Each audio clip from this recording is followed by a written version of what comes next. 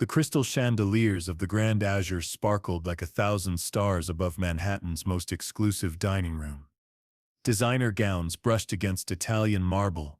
Laughter echoed off walls adorned with contemporary art worth more than most houses. This was where power brokers sealed deals and celebrated victories with champagne that cost 4 figures a bottle. But tonight, one conversation would shatter this world of perfection. "Sir, I need to show you something." The words came from a young woman in a standard black waitress uniform, her voice trembling as she approached the corner table. The man sitting there didn't acknowledge her. He was too absorbed in his phone, the screen's glow illuminating his face, and something else, an unusual tattoo on his wrist. A detailed compass design. Beneath it, a date, June 4th. The waitress's breath caught in her throat. Her pulse hammered so loudly she was certain everyone could hear it. "Excuse me. I'm sorry to disturb you. But that tattoo on your wrist." Now he looked up. Steel gray eyes, cold as winter, impatient. "What about it?" She swallowed hard. "My mother has one exactly like it. Identical design. Same date. She got it at Columbia University with someone she was in love with. But he vanished from her life." The billionaire's champagne glass hit the marble floor. The sound of shattering crystal cut through every conversation in the restaurant. All eyes turned toward their table. But the only thing the waitress could see was the man's face draining of color. His expression cycling through disbelief, shock, and something that looked almost like terror. "That can't be possible," he whispered. "Tell me your mother's name." "Elena Martin," she said. The man she loved disappeared after telling her to. The waitress's voice broke. After telling her to handle a problem they had. "Sir, I'm 25 years old. If you want to discover how a simple tattoo exposed a secret that would transform 3 lives forever and reveal a daughter a billionaire never knew existed, stay with us." Where are you watching from tonight? Drop your location in the comments. I love connecting with our community. Hit that like button. Share this with someone who believes in second chances. And subscribe with notifications on. Because what comes next will absolutely floor you. This is about hidden truths. Sacrificed dreams in the moment when the past collides with the present in the most unexpected way. 6 hours earlier, Maya Martin's alarm screamed into the darkness at 4:15 a.m. Another morning, another fight against exhaustion.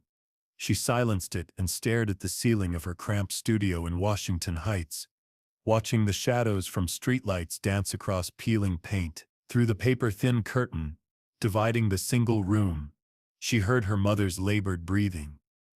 That sound had become the soundtrack of Maya's existence. Each rattling inhale a reminder of why she couldn't stop, couldn't rest, couldn't fail. "Mom, you doing okay?" "I'm all right, sweetheart." Elena's voice was weak, strained. "Don't be late for work." Maya pulled on her uniform. The same black dress she hand-washed nightly, because laundromats were an $8 luxury. They couldn't justify. The bathroom mirror reflected a 25-year-old woman, who looked a decade older. Exhaustion carved deep beneath her eyes. Her hands were rough and reddened from endless double shifts. But she smiled anyway. For her mother she would always smile. She crept to her mother's side of the room. Elena lay there, frighteningly thin, her once vibrant red hair now streaked with premature gray. But even illness couldn't completely dim the beauty that had once turned heads everywhere she went. The Grand Azure tonight? Elena's eyes showed a flicker of their old spark. Big corporate event.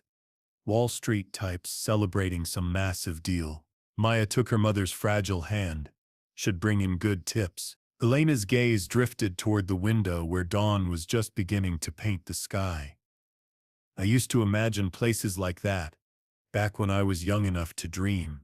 Her fingers absently traced the faded tattoo on her wrist, the compass with the date beneath it. Maya had seen that tattoo her entire life. She'd asked about it countless times growing up. "From my foolish youth," her mother would always say with melancholy. "From before I understood how the real world works." "Mom, that cough is getting worse. You need to see a specialist." "Specialists require money we don't have, baby." Elena squeezed her daughter's hand. We're still paying off last year's emergency room visit. I'll be fine with rest. But Maya knew better. Her mother needed real medical attention, the kind that demanded insurance they couldn't afford, and treatments that cost thousands. The mathematics were cruel and unforgiving.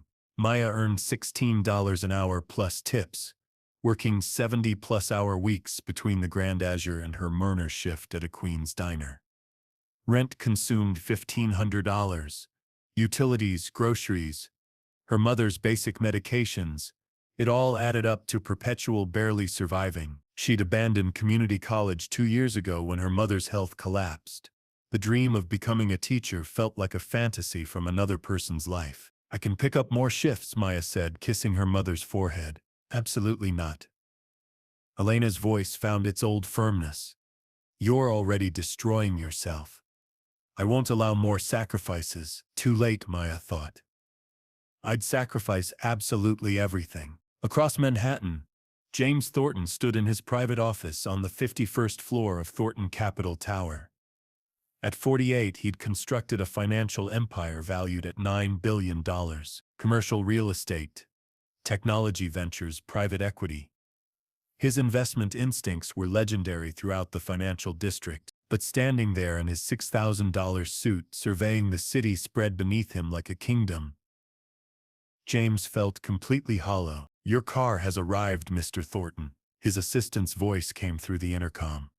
The Grand Azure event begins at 7. Thank you, Rebecca. He adjusted his cufflinks, catching sight of the tattoo on his wrist. He typically kept it concealed, but alone in his office, he'd rolled up his sleeves. June 14, 2000. 25 years ago. Columbia University. Elena. He'd spent a quarter-century attempting to forget her. Building his fortune. Marrying twice. Both marriages ending in million-dollar divorces. Drowning himself in acquisitions and achievements. But that tattoo remained a permanent reminder of the only period in his life when he'd been genuinely happy. They'd been so young. So recklessly, impossibly in love. They'd gotten matching tattoos on their 6-month anniversary, promising they'd never be apart. Then everything shattered. Elena had gotten pregnant. They were both 20 broke students with ambitions, bigger than their bank accounts. James had panicked completely. His father, the original Thornton patriarch, had threatened complete disinheritance if he didn't handle the situation properly. So James had done the unforgivable. He'd given Elena money and told her they were too young, that children could wait until they were established, that this wasn't the right time. She'd taken the money without a word, then disappeared. 3 weeks later, she'd called him sobbing, saying she'd miscarried naturally. The guilt and grief had nearly destroyed him. When he finally tried to find her, to apologize, to make amends, she was gone. Changed numbers, left school, vanished completely. He'd searched for months, then years, then eventually forced himself to stop, to move forward, to bury that pain beneath layers of success and wealth. Elena, he thought, staring at the tattoo. I'm so sorry. He had everything now. Money, influence, respect. But he'd trade it all for one more conversation with the girl who'd loved him before he became James Thornton. Billionaire. Back when he was just Jamie, the scholarship student from Queens with impossible dreams. His phone buzzed. Text from his driver. Waiting downstairs, sir. James grabbed his jacket and headed for the elevator. Tonight was the Apex Capital merger celebration. A $450 million acquisition he'd just closed. Another trophy. He had no idea that in a few hours his entire reality would explode. The Grand Azure hummed with the energy of wealth, colliding with ambition. Maya navigated through the crowd, balancing trays of hors d'oeuvres, her feet already aching in the required heels. Around her, men in suits worth more than her yearly income laughed loudly, their voices amplified by $300 wine. Miss. Another whiskey. Top shelf. And be quick about it. A red-faced executive barked without glancing up from his conversation. Right away, sir. Maya smiled through clenched teeth. She'd learned early that invisibility was survival in places like this. Wealthy people didn't see servers as humans, just moving furniture that occasionally delivered things. She delivered the whiskey without receiving thanks and returned to her station near the kitchen doors. Her supervisor, perpetually stressed woman named Diana, grabbed her elbow. "Maya, we need you in VIP. Corner booth.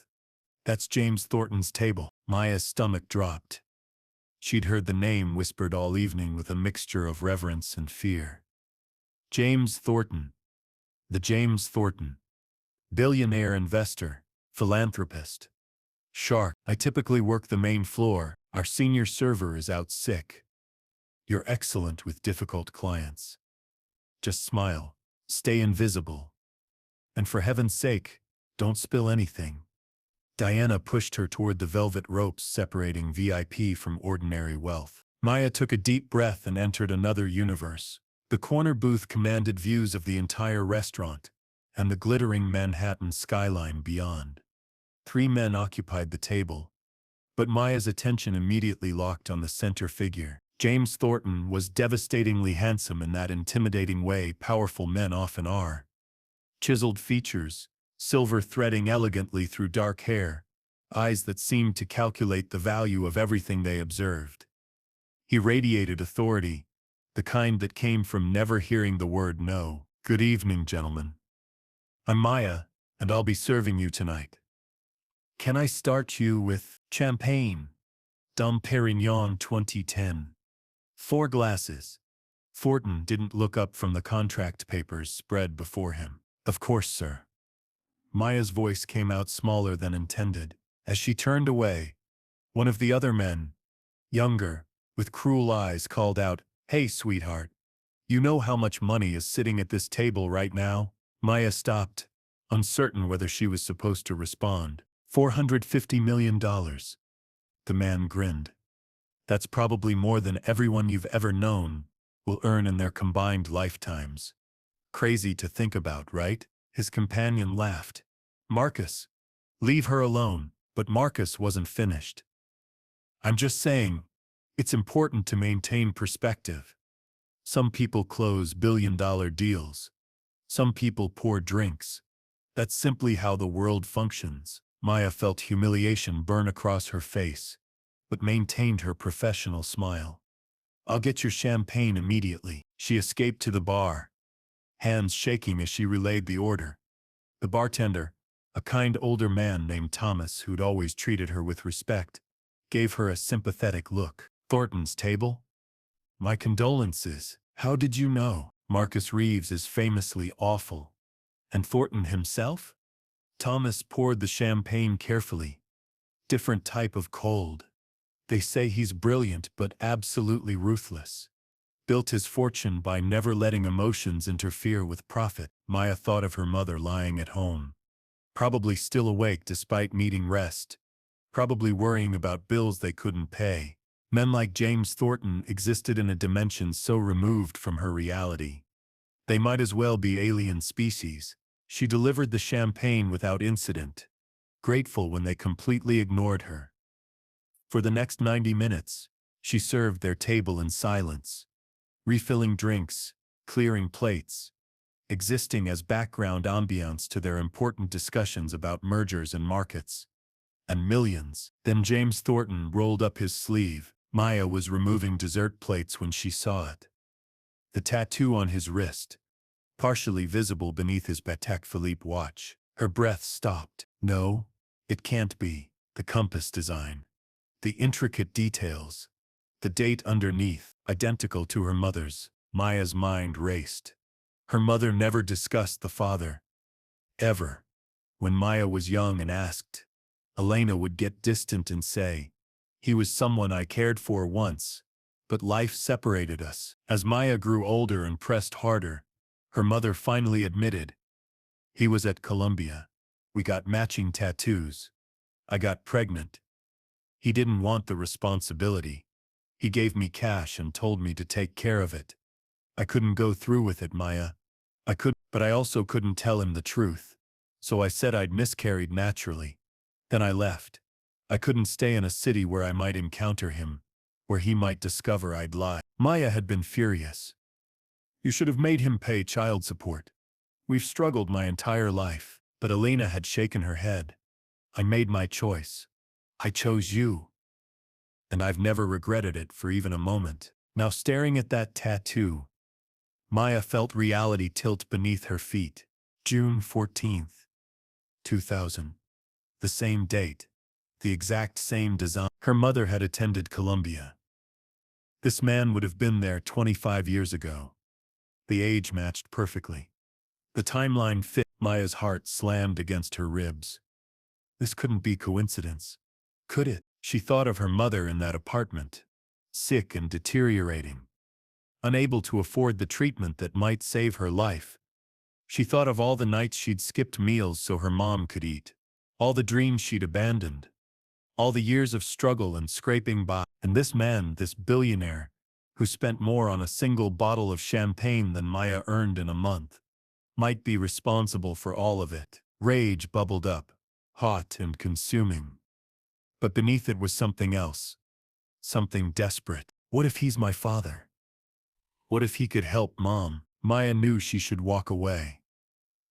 Stay silent. What were the real odds? Lots of people had tattoos. This was probably nothing, but her mother's cough echoed in her memory. The unpaid medical bills stacked on their kitchen counter. The weight of watching the person she loved most slowly dying because they couldn't afford basic health care. She had to know. Maya approached the table, her legs feeling unsteady. The men were laughing about something. Cigars now lit despite the no-smoking policy that apparently didn't apply to billionaires. Excuse me, sir. James didn't respond. Still focused on his phone. Sir. Louder this time. He looked up. Irritation flashing across his features. Yes? Maya swallowed. Point of no return. I'm sorry to interrupt, but I noticed your tattoo. The table went silent. Marcus smirked. Oh, this should be entertaining. You getting hit on by the staff, James? But James's expression had changed. He looked down at his wrist, then back at Maya with those calculating eyes. What about it? My mother. Maya's voice cracked. She cleared her throat. My mother has exactly the same one. Same design. Same date. She got it when she was in college. The color drained from James's face. His eyes went wide, then narrow, then wide again. Rapid emotions. Maya couldn't decipher. What did you just say? The words came slowly, dangerously quiet. Maya's hands trembled as she gripped her serving tray. The tattoo, my mom. Her name is Elena Martin. She said she got it with someone she loved at Columbia University. But he disappeared, and James's champagne glass slipped from his hand. The crash echoed like a gunshot. Glass exploded across marble. Golden liquid spread in an expanding pool. Every conversation stopped.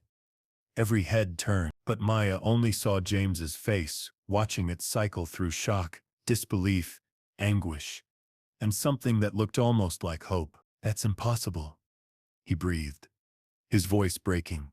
Elena told me she miscarried 25 years ago. She told me the baby was gone. Maya felt tears burning. Sir, I'm 25 years old. The silence that followed was deafening. Marcus leaned back, eyes wide. Holy! James stood so fast, his chair toppled backward. He grabbed Maya's arm, not hard, but desperate. What's your name? Maya Martin. Elena Martin's daughter. He repeated it like he was testing whether the words could possibly be real. Elena had a daughter. His legs seemed to give out. He sat back down heavily, staring at Maya like she was a ghost. He couldn't form complete sentences. How is she? Where is she? I searched for her after graduation. I searched everywhere. She's sick. The words burst out before Maya could stop them. She's really sick and we can't afford treatment. I work 70+ hours weekly, but it's never enough. And she's dying and I don't know what to do. Maya's professional composure shattered. Tears streamed down her face. All the exhaustion, fear, and rage of the past 2 years came pouring out. James stood again, his hand reaching toward her but stopping short. What's wrong with her? What does she need? Tests. Scans. The doctor thinks it might be cancer. But we can't afford the screening. We don't have insurance. We can barely afford rent. I'll pay for everything. The words came fast and certain. All of it. Whatever she needs. The best doctors. Why? Maya's voice turned sharp through her tears. 'Cause you feel guilty? 'Cause you realize you might have a daughter you abandoned 25 years ago. The VIP section had become theater. Every guest and server watching the drama unfold. James flinched like she'd struck him. I didn't abandon. She told me she miscarried. She told me, would you have cared? Maya shot back. My mom said you gave her money to get rid of me. That you didn't want me. I was 20 years old and terrified. James's voice rose, drawing even more attention. My father threatened to disown me completely. I panicked. I made the worst decision of my life, and I've regretted it every single day since. Every single day. He looked at her with such raw pain that Maya stepped back. I searched for her, James continued, his voice dropping. When she said she'd lost the baby, I was devastated. I realized I'd made a horrible mistake, so I looked for her for months. But she'd disappeared, changed her number, left school, gone. She left New York, Maya whispered. Moved to Boston. Worked 3 jobs while pregnant with me. We came back here when I was 10 because she thought enough time had passed that she wouldn't run into you. James's jaw clenched. 25 years. You've been in this city for 15 years and I never knew. Elena never told me. I have a daughter, and I never knew. You have a maybe daughter, Marcus interjected, trying to sound reasonable. James, come on. This could be a scam. You're a billionaire. You think this is the first time? Shut up, Marcus. James's voice was ice. He looked at Maya. You said your mother is sick. Maya nodded, wiping tears with the back of her hand. Give me your address. I'm coming with you right now. What? No, I'm working. I can't just. You're finished working tonight. James pulled out his wallet and handed Diana, who'd appeared at the scene's edge, $500 bills. For her time. Diana stammered. Mr. Thornton. That's really not. Keep it. He turned back to Maya. Please. I need to see her. I need to know if. He couldn't finish the sentence. Maya's mind spun. This was insane. This morning she'd woken up in her cramped apartment, and now a billionaire who might be her father wanted to come home with her to see her dying mother. But looking at his face, at the desperate hope and fear warring in his eyes, she saw something real, something human beneath the expensive suit and cold reputation. Washington Heights. Maya heard herself say. But I'm warning you, it's nothing like this. She gestured at the opulent restaurant. It's small and cramped and, I don't care. James was already moving toward the exit. Let's go. As they left the Grand Azure together, Maya caught their reflection in the glass doors. A billionaire in a $6,000 suit, and a waitress in a polyester uniform, walking side by side into the night. And somewhere in the city, Elena Martin was about to face the ghost of her past. The drive to Washington Heights was suffocating in its silence. James's driver had pulled up in a black Mercedes S550 that probably cost more than Maya's entire building. She'd hesitated at the door, suddenly hyper-aware of her cheap uniform, her scuffed shoes, the smell of kitchen grease clinging to her hair. Get in, James had said softly. And she did. Now they sat in the back seat as city lights blurred past. Neither speaking. Maya kept her hands clasped tightly in her lap to stop them from shaking. James stared out the window, his jaw clenched so tight she could see the muscle twitching. Finally, as they crossed into her neighborhood, he spoke. What's she like? Elena. What's she like now? Maya turned to look at him. In the dim light of the car, he looked younger, vulnerable. She's the strongest person I've ever known. She worked 3 jobs when I was little, made sure I never went hungry. Even when she did, she taught me to read before kindergarten, helped me with homework even after 12-hour shifts. Maya's voice softened. She's the best person I know. James's throat worked. She was like that back then too. Brilliant, compassionate. She used to tutor other students for free just because she wanted to help people. I was failing macroeconomics before I met her.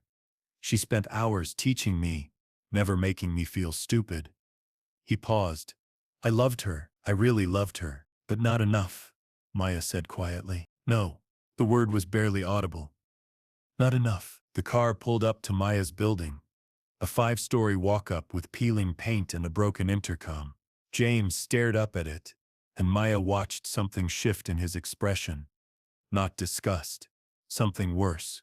Guilt. 5th floor, Maya said, opening the door. There's no elevator. I don't care. They climbed in silence, their footsteps echoing in the stairwell that smelled of cooking oil and old carpet. On the 3rd-floor landing, they passed Mrs. Chen struggling with grocery bags. Maya automatically moved to help. Maya, sweetie, Mrs. Chen wheezed, eyeing James with open curiosity. Who's your friend? Just someone from work, Maya managed. By the time they reached the 5th floor, James was breathing harder than he probably had in years. Maya fumbled with her keys, her hands shaking so badly she dropped them. James bent to pick them up, their fingers brushing as he handed them back. Maya, he said, before we go in, I need you to understand something. Whatever happens in there, whatever your mother says, I want to help. Medical bills, treatment, whatever she needs, that's not conditional on anything. Do you understand? Maya met his eyes. Why? If she lied to you, if I'm not actually, because I failed her once. I won't do it again. His voice was steel. And because no one should have to watch someone they love die because they can't afford health care. That's not acceptable. Maya nodded, not trusting her voice, and opened the door. The apartment was exactly as she'd left it. Cramped, dim, the air thick with the sound of her mother's breathing. Elena was still in bed, a book open on her lap, but Maya could tell she'd been sleeping. Maya? Elena's voice was groggy.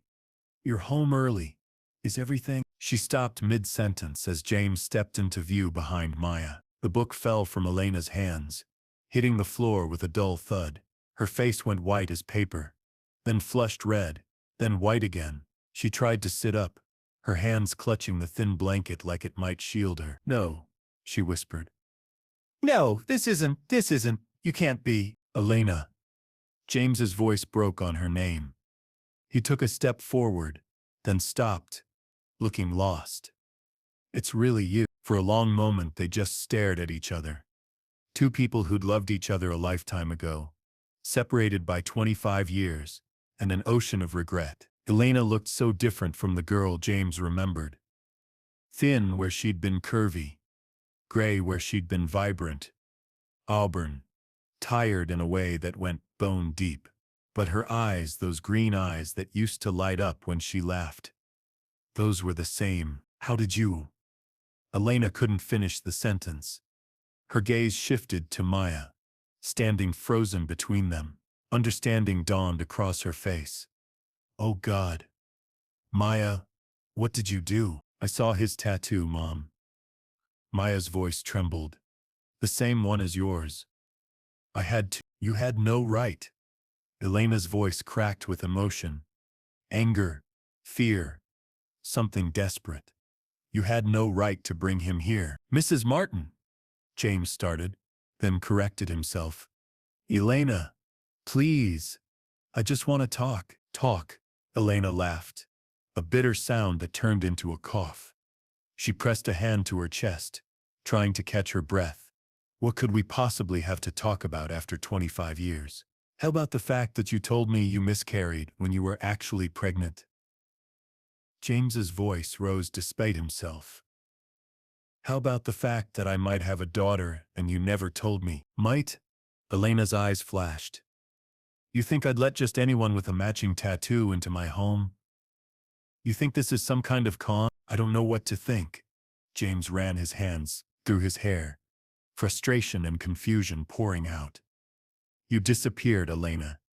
You told me our baby was gone and then you vanished.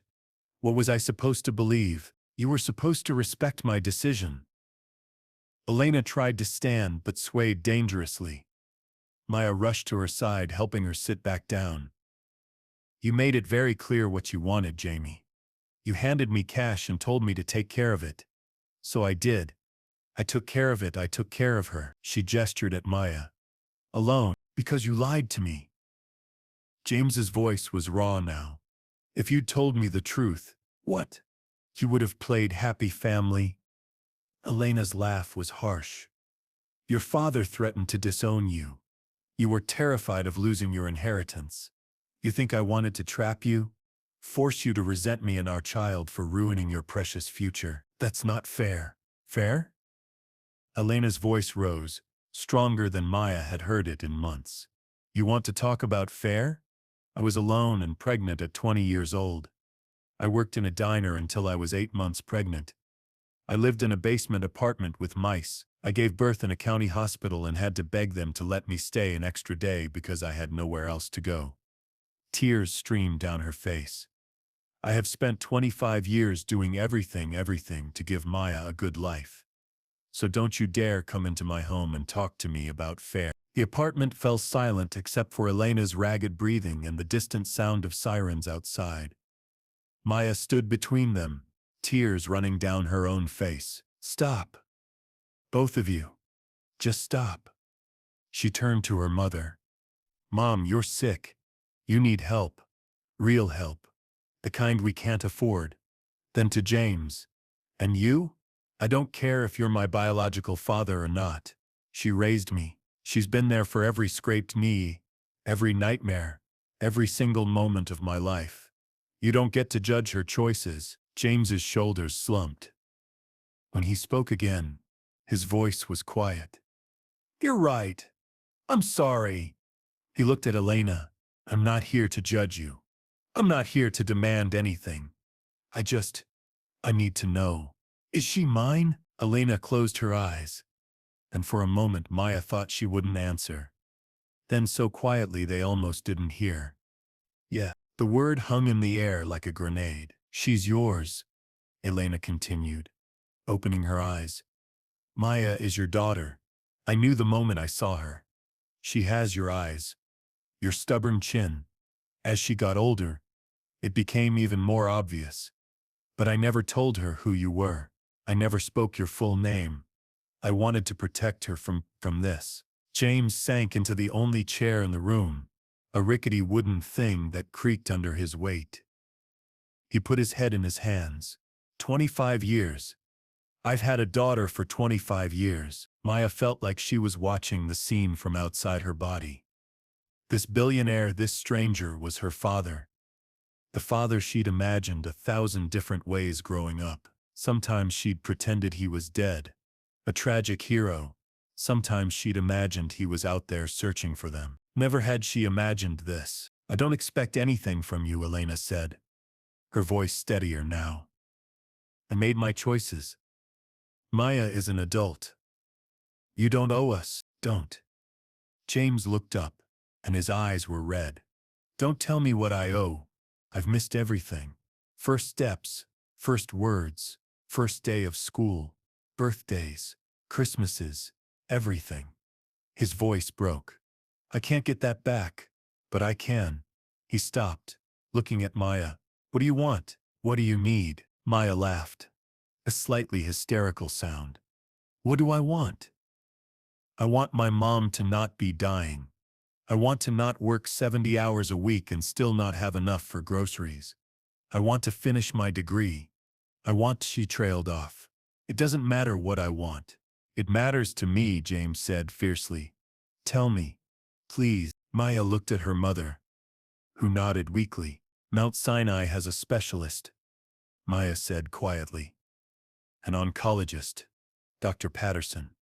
Her office told us the consultation alone is $3,000. We'd need comprehensive scans, another $10,000. Then treatment. If it's what we think it is, Could be hundreds of thousands of dollars. She laughed bitterly. So yeah, that's what I want. An impossible amount of money to save my mom's life. James pulled out his phone. What's the doctor's name again? What are you doing? Elena asked. Dr. Patterson, Mount Sinai. He was already typing. My assistant can get you an appointment this week. Tomorrow, if possible. We can't afford. I'm paying, James said simply. For all of it. Treatment. Medication. Whatever it takes. No. Elena shook her head.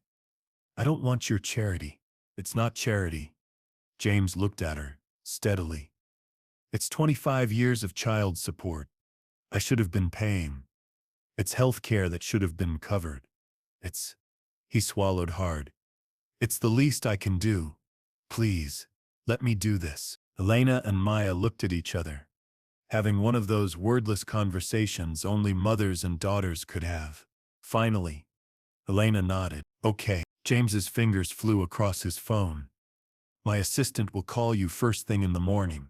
You'll see Dr. Patterson tomorrow afternoon. I'll have a car pick you both up. Just like that? Maya whispered. You just snap your fingers and solve everything? Not everything, James said quietly. Money can't fix what I've broken. It can't give me back 25 years. But it can do this. He stood, looking uncomfortable in the small space. I should go. This is a lot for all of us. He moved toward the door, then stopped. Maya, would you? Could I get your number? Just so we can, I don't know, maybe talk sometime? Maya pulled out her cracked phone and they exchanged numbers in awkward silence. At the door, James turned back one more time. Elena, I'm sorry. For everything. For being a coward. For not fighting harder to find you. For, his voice broke. For all of it. Elena's expression softened slightly. We were kids, Jamie. We both made mistakes. Yeah, but my mistakes cost you 25 years of struggle. That's not the same. After he left, Sophie and Elena sat in silence for a long time. Finally, Maya spoke. Is this real? Did that actually just happen? Elena reached for her daughter's hand.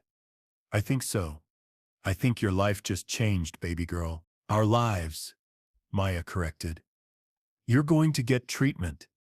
You're going to get better. But even as she said it, Maya couldn't shake the feeling that this was just the beginning. That inviting James Thornton into their lives had opened a door that couldn't be closed. Outside, 5 floors below, James sat in his car and didn't give the driver an address. He just stared at the building, at the 5th floor window, where a light still burned. He had a daughter. He pulled out his phone and looked at Maya's contact information. Then, without letting himself overthink it, he sent a text. Thank you for telling me.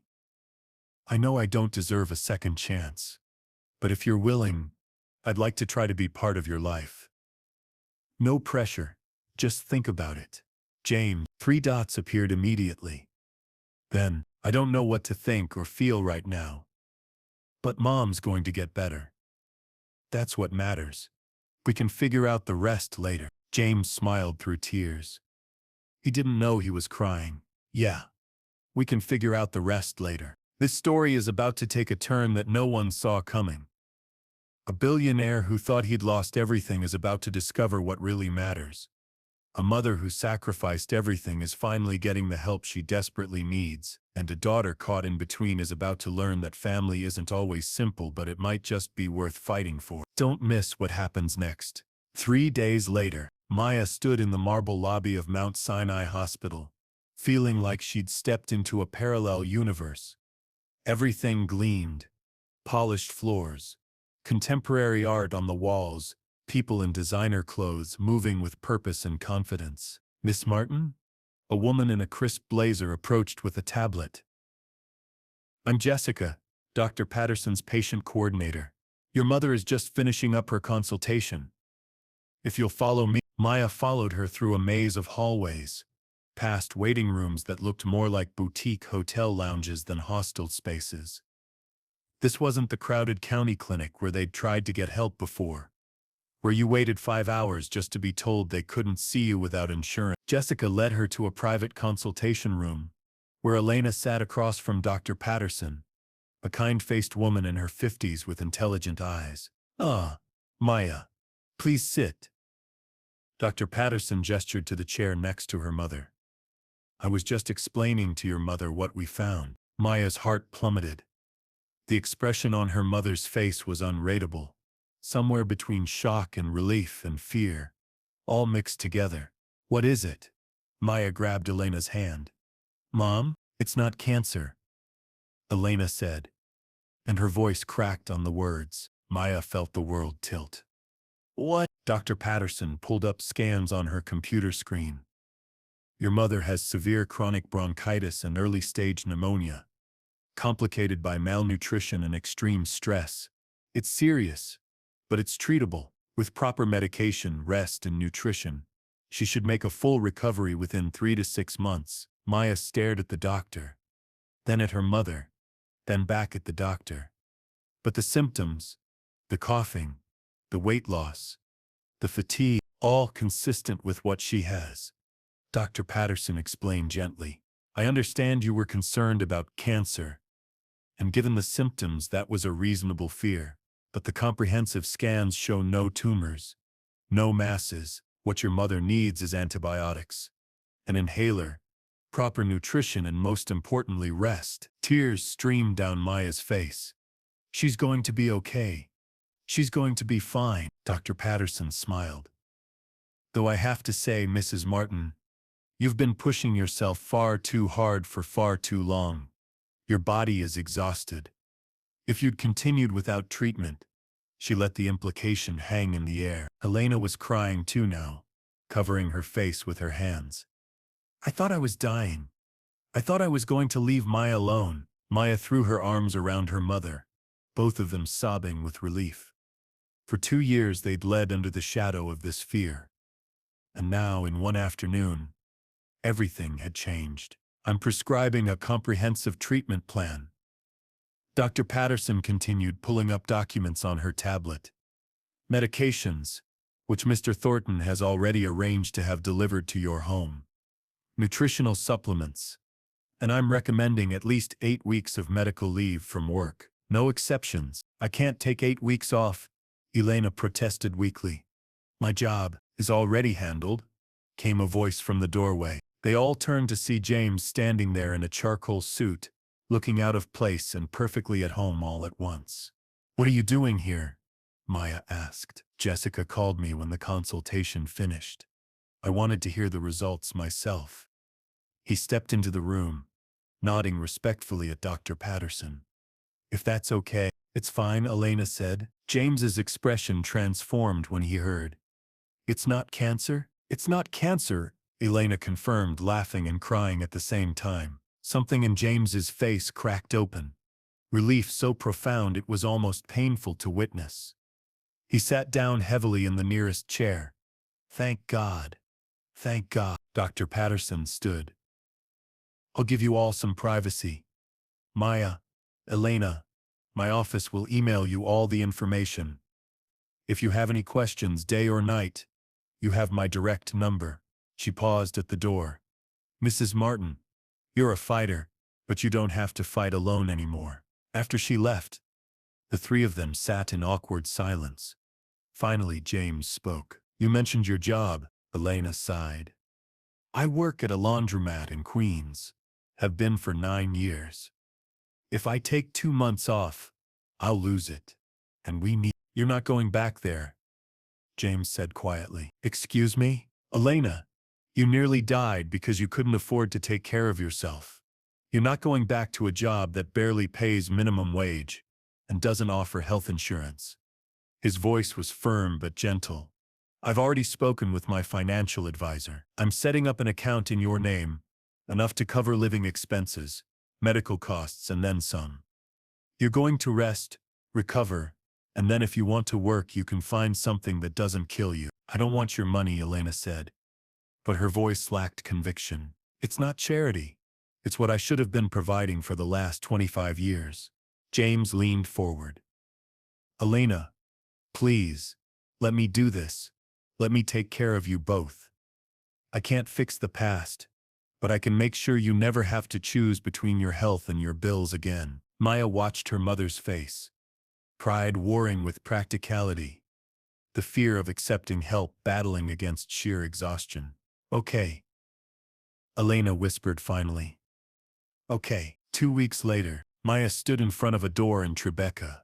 She'd never imagined she'd enter James's penthouse. He'd invited her to dinner, just the two of them, to talk. She'd almost canceled 3 times. The door opened before she could knock. James stood there in jeans and a casual button-down, looking more human than she'd ever seen him. Maya, come in. He seemed nervous, which was oddly comforting. The penthouse was stunning.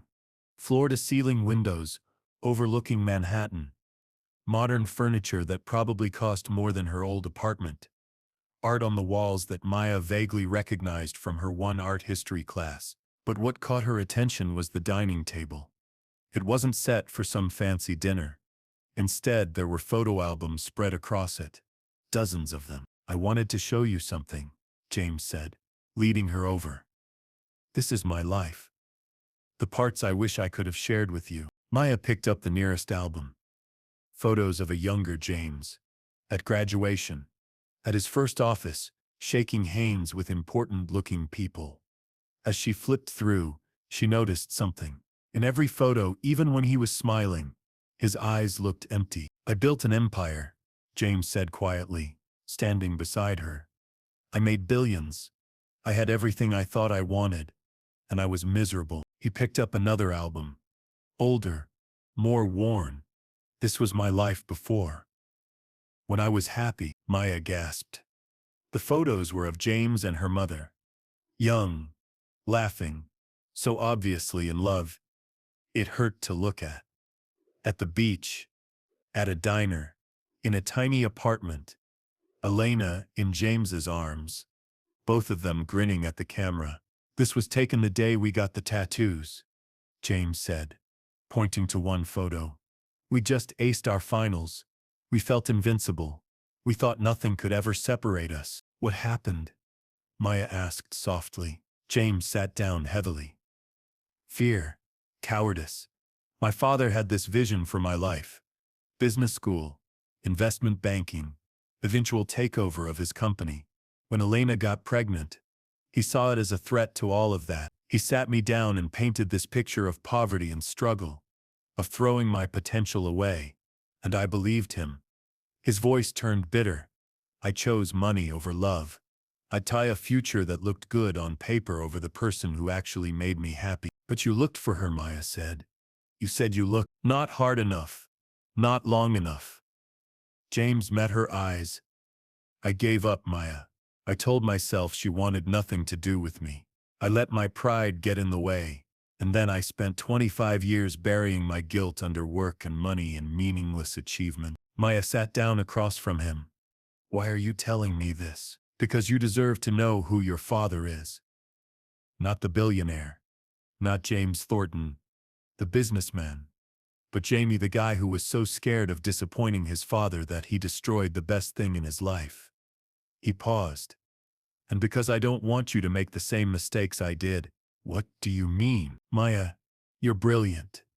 Your mother told me you had a full scholarship to NYU, that you wanted to be a teacher.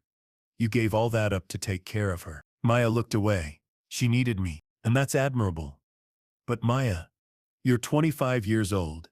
You should be finishing your degree, building your own life, making your own dreams come true, not sacrificing everything for survival. Some of us don't have a choice, Maya said, unable to keep the bitterness from her voice. But you do now. James pulled out an envelope. I've already paid off your mother's medical bills. All of them. I've set up an account for her living expenses. Her health insurance is covered. And this. He slid the envelope across the table. This is for you. Maya opened it with trembling hands. Inside was a letter from NYU and a check. A check for 200. What? What is this? Maya's voice was barely a whisper. 4 years of tuition, room and board, books and living expenses. I called NYU. You can re-enroll for the spring semester. Your scholarship is still available. You can finish your degree. I can't accept this. Why not? Because it's too much. Because I don't know you. Because you're afraid, James said gently. I understand. For the last 5 years, you've been in survival mode. Just getting through each day. The idea of actually planning for a future, of wanting something for yourself, it feels impossible. Maybe even selfish. Maya felt tears burning in her eyes. Is that what it felt like for you? When you gave up on finding my mom? The question hung in the air like a challenge. James nodded slowly. Yes. I told myself it was practical, that I was being realistic, that I needed to move on. But really, I was just scared. Scared of facing what I'd done. Scared of being rejected. He trailed off. Scared of what? Scared of feeling something real, he finished. It's easier to be empty and successful than vulnerable and uncertain. Maya looked down at the check again. $250,000. A future. A choice. I don't know if I can forgive you, she said quietly. For abandoning my mom. For not being there. For all of it. I don't expect you to, James said. And I'm not trying to buy your forgiveness.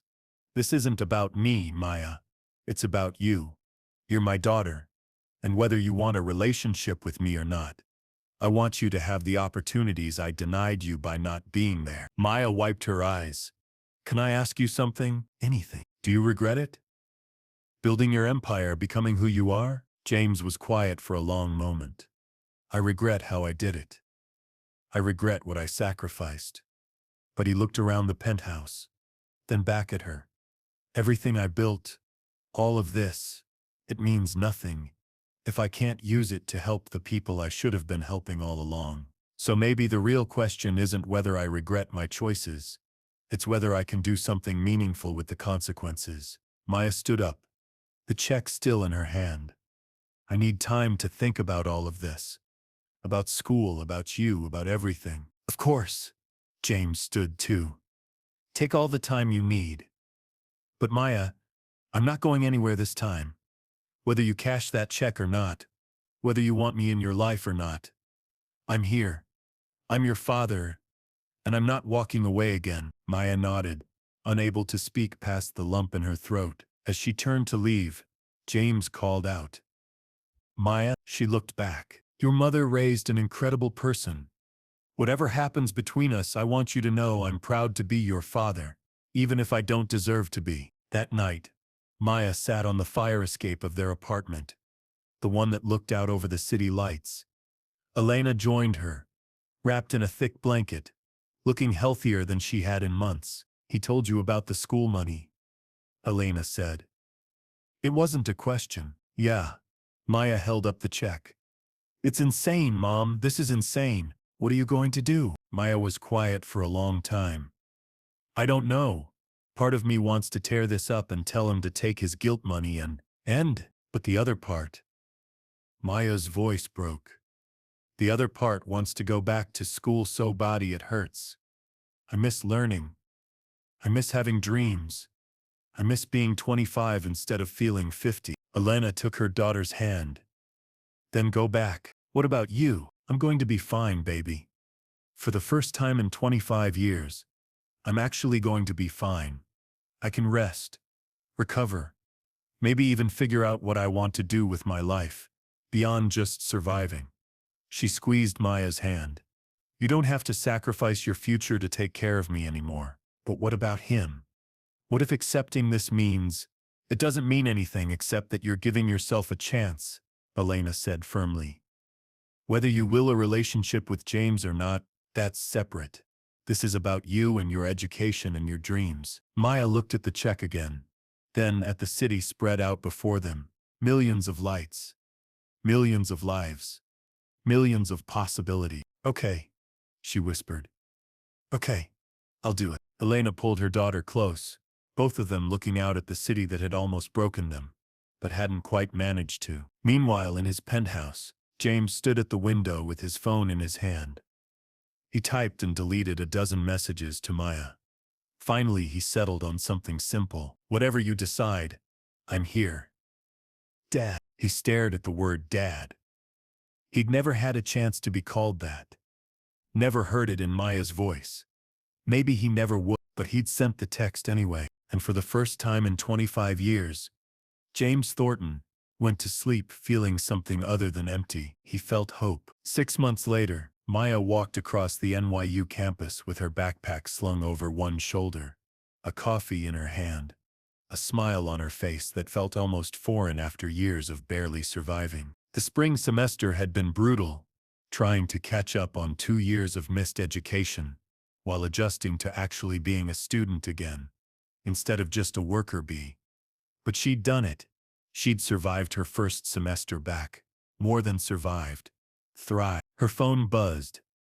A text from her mother. Dr. Patterson says I'm officially in full health. Clear on everything. We're celebrating tonight. Your choice of restaurant. Maya grinned, typing back. Anywhere but the Grand Azure. I've had enough of fancy restaurants for a hype tie. Another buzz. This one from James. Congratulations on finishing your semester. I know you had that Victorian literature final today. How'd it go? Maya paused. Over the last 6 months, she and James had been carefully circling each other. Weekly coffee meetings that felt like job interviews at first. Awkward conversations where they both tried too hard. Slowly, painfully, they'd started to find a rhythm. She still didn't call him Dad. Couldn't quite bring herself to. But James had softened to Jamie about 2 months in. Nailed it, she typed back. Professor said my essay on Jane Eyre was one of the best she'd read in years. Of course it was. You're brilliant. Maya smiled despite herself. Jamie had this way of being proud of her that felt genuine. Not performative or guilty. Just real. Mom got her test results. All clear. There was a longer pause before his response. That's incredible news. I'm so happy for her. For both of you. Maya bit her lip, then typed. We're celebrating tonight. You could join us if you want. The 3 dots appeared. Disappeared. Appeared again. I'd love that. Thank you. That evening, they met at a small Italian restaurant in the village. The kind of place with checkered tablecloths and candles and wine bottles. Nothing fancy. Nothing intimidating. James arrived first, looking nervous in jeans and a sweater.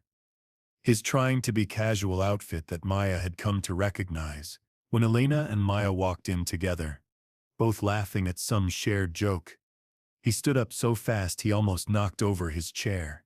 Elena, you look. He stopped, seeming to search for words. You look healthy, happy, and she did. Elena had gained back the weight she'd lost. Her hair shone with its natural auburn color again. And most importantly, her eyes sparkled with life, instead of exhaustion. I feel like a different person, Elena said, sliding into the booth across from him. Maya sat beside her mother, creating a gentle buffer. It's amazing what proper medical care and not working yourself to death can do. I'm glad, James said softly. Really glad. The waiter came and took their orders. For a few minutes they made small talk. Safe topics like the weather and Maya's classes. But there was an elephant in the room. And finally Elena addressed it. Jamie, we need to talk. Really talk about everything. James set down his water glass. Okay. Elena took a deep breath. I've spent the last 6 months in therapy. Something I should have done years ago but couldn't afford. And I've realized something important. She looked at him steadily. I need to apologize to you. What? James looked stunned. Elena, you don't owe me. Let me finish. Elena's voice was gentle but firm. What you did 25 years ago, pressuring me about the pregnancy, giving me money and walking away, that was wrong. You were a coward and you hurt me deeply. James flinched but nodded. But Elena continued. What I did was also wrong. I lied to you. I told you I'd miscarried when I was actually pregnant. I made a unilateral decision that affected all 3 of our lives, and I justified it by telling myself I was protecting Maya from rejection. But really, Her voice wavered. I was protecting myself. I was hurt and angry, and I wanted to punish you. So I took your daughter away before you even knew she existed. Maya reached for her mother's hand. I robbed Maya of knowing her father, Elena said, tears streaming down her face. I robbed you of knowing your daughter. And I told myself I was doing the right thing. But I wasn't. I was just scared and angry, and too proud to admit I needed help. The restaurant bustled around them, but their corner booth felt suspended in time. We were kids, James said hoarsely. 20 years old and terrified. We both made terrible decisions, but our terrible decisions hurt Maya, Elena said. She's the one who paid the price for our murks. Growing up without a father, without financial security, watching me struggle and sacrifice because I was too stubborn to reach out. Maya had tears running down her own face now. Mom, it's true, baby, Elena said, turning to her daughter. I thought I was being noble, doing it all on my own. But there's a difference between strength and stubbornness. I should have found a way to tell him. To give you both a chance. I wouldn't have been a good father back then, James said quietly. I was too focused on lilting my empire, proving my worth to my father. If you'd told me, I probably would have sent money and nothing else. An absent father with a checkbook instead of a heart. Maybe, Elena agreed. But you should have had the choice. And Maya should have had the chance to know you even if it was imperfect. James turned to Maya. Your mother's right. We both failed you in different ways. And I know I've been trying to make up for it with money and opportunities. But he swallowed hard. That's not what matters, is it? What matters is whether I can actually be your father, not your benefactor. Your father? Maya wiped her eyes. I don't know what that looks like. Neither do I, James admitted. I've never been anyone's father before. I don't know if I'll be good at it. But I want to try. If you'll let me. Their food arrived, creating a merciful interruption. They ate in contemplative silence for a few minutes, the weight of the conversation settling around them. Finally, Maya spoke. I have something to say too. Both parents looked at her. I've been angry at both of you. Maya's voice was steady, despite the tears. At you, Jamie, for not being there. And at you, Mom, for not telling him. For struggling so hard when maybe it didn't have to be that way. I've spent a lot of time in my own therapy. Thank you for setting that up, by the way. Working through it all. And Elena asked gently, and I realized that I can spend my whole life being angry about what didn't happen. Or I can try appreciate what is happening now. Maya looked at James. You're here. You're trying. You showed up that night at the restaurant, and you've kept showing up every week since. That matters. James's eyes glistened with unshed tears. And Mom, Maya continued, turning to Elena.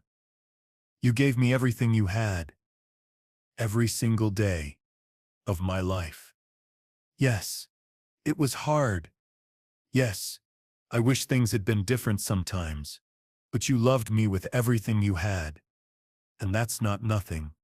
That's everything. Elena pulled Maya into a fierce hug, both of them crying openly now. So here's what I think, Maya said, pulling back and looking at both of them.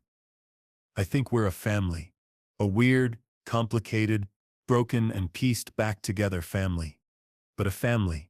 And maybe that's enough. James reached across the table, his hand hovering uncertainly.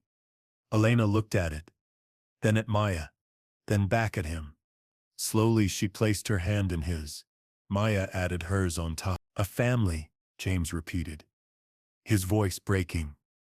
I like the sound of that. 3 months later, the community center in the Bronx wasn't fancy worn linoleum floors, fluorescent lights, folding chairs arranged in neat rows, but it was packed with people, all of them buzzing with excitement. Maya stood at the front of the room, nervous butterflies doing acrobatics in her stomach. Behind her was a banner, the Elena Martin Foundation, Education and Healthcare for Struggling Families. In the front row sat her mother, healthy and glowing, next to James, who couldn't stop smiling with pride. Thank you all for coming, Maya began. her voice stronger than she expected. 6 months ago, I was working 70 hours a week as a waitress, watching my mother slowly die because we couldn't afford health care. I thought that was just how life was for people like us, that some people got lucky, and others just struggled until they couldn't anymore. She paused, making eye contact with faces in the crowd. Tired mothers, struggling students, people who looked exactly like she had not so long ago. But then something unexpected happened. I met my father for the first time in my life, and he had resources I couldn't have imagined. At first I was angry that these resources existed while we'd been suffering, angry at the unfairness of it all. James shifted in his seat, but Maya smiled at him reassuringly. But then I realized, anger without action is just bitterness. So we decided to do something. My father, my mother, and I. We created this foundation. It provides free healthcare screenings, connects families with affordable medical care, and offers educational scholarships to students who've had to choose between school and survival. The room erupted in applause. This isn't charity, Maya continued. This is justice.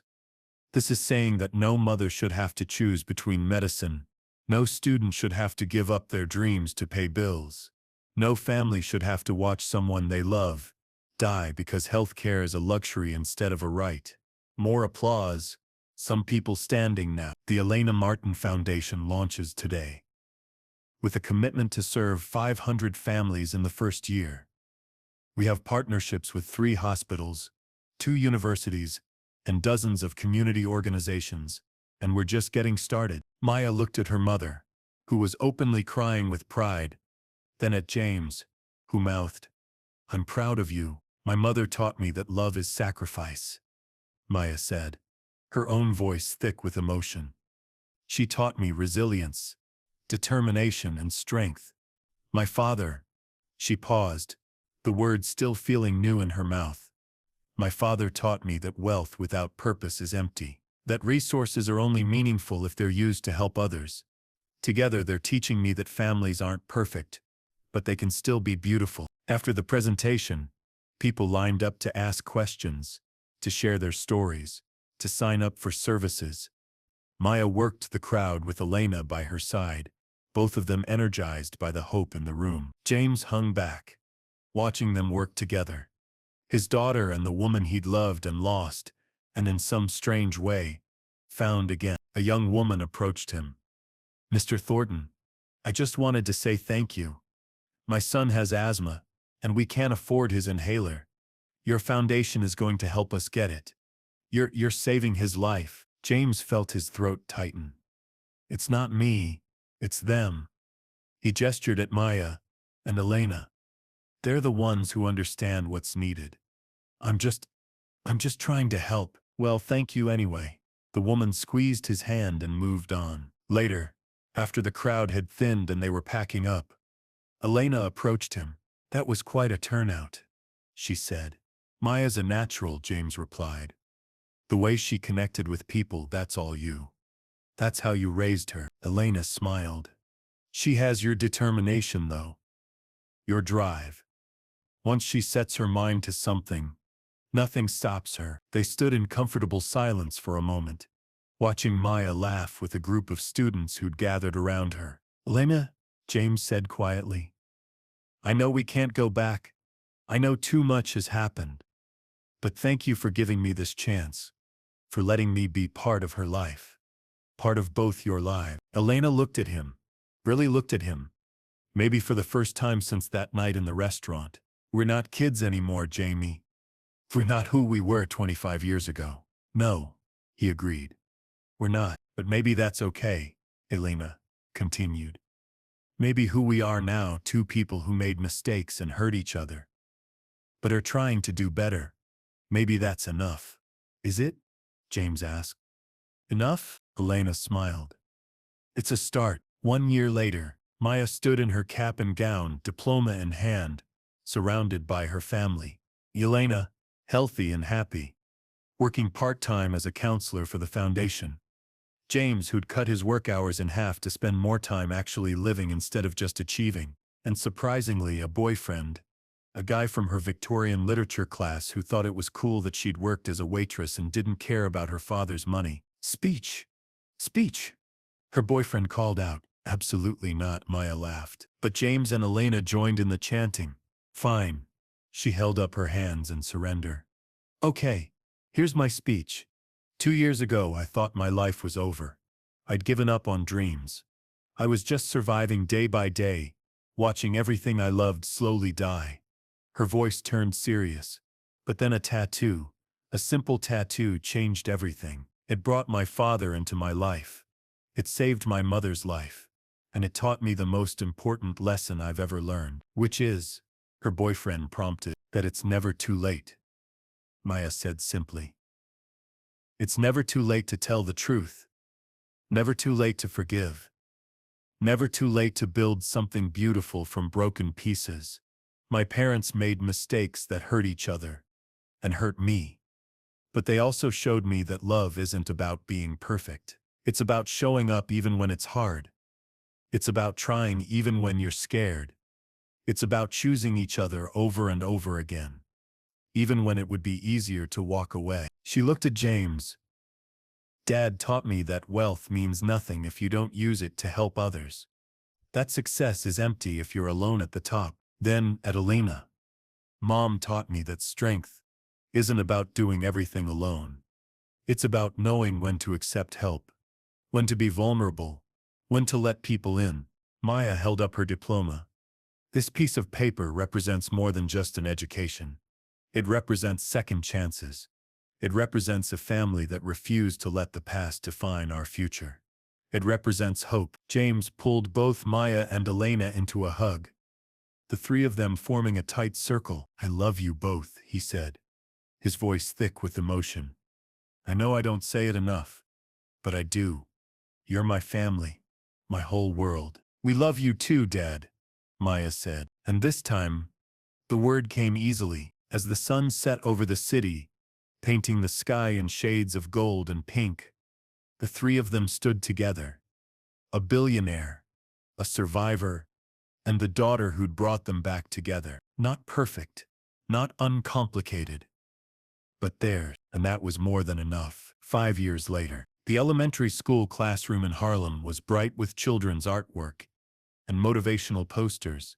Maya Carter Thornton stood at the front, a whiteboard marker in her hand, teaching a room full of fourth graders about storytelling. Remember, she told them, every story has the power to change someone's life. Your story matters.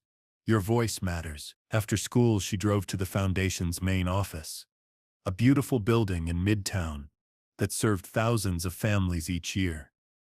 Elena was there as always, counseling a young mother who looked exactly like she had once looked. Exhausted, scared, but determined. James was in his office, but not working on billion-dollar deals. He was reviewing scholarship applications, handwriting notes to students, telling them they'd been accepted, that their dreams were possible. At dinner that night, a weekly tradition now, they gathered at Elena's apartment, the nice one James had insisted she move to, with actual rooms and no water stains. How was your day? James asked Maya, the question he asked every week. I told them about the tattoo, Maya said with a smile. About how one small thing can change everything. They loved it. Elena raised her glass. To tattoos, then. And the strange ways life brings us exactly what we need. Exactly when we're ready for it. To family, James added. To second chances, Maya finished. They clinked glasses as the city lights sparkled outside the window. A constant reminder that even in the biggest, loneliest city in the world, love could find a way. Even after 25 years. Even through pain and mistakes and almost irreparable damage, love could find a way. If this story touched your heart, if it reminded you that it's never too late for forgiveness, for second chances, for love, please share it with someone who needs to hear it. Comment below and tell us, have you ever had a moment where something small changed everything? And don't forget to subscribe, because every week we bring you stories about real people, real struggles, and the extraordinary ways life can surprise us. Thank you for being here. Thank you for believing that broken things can be made beautiful.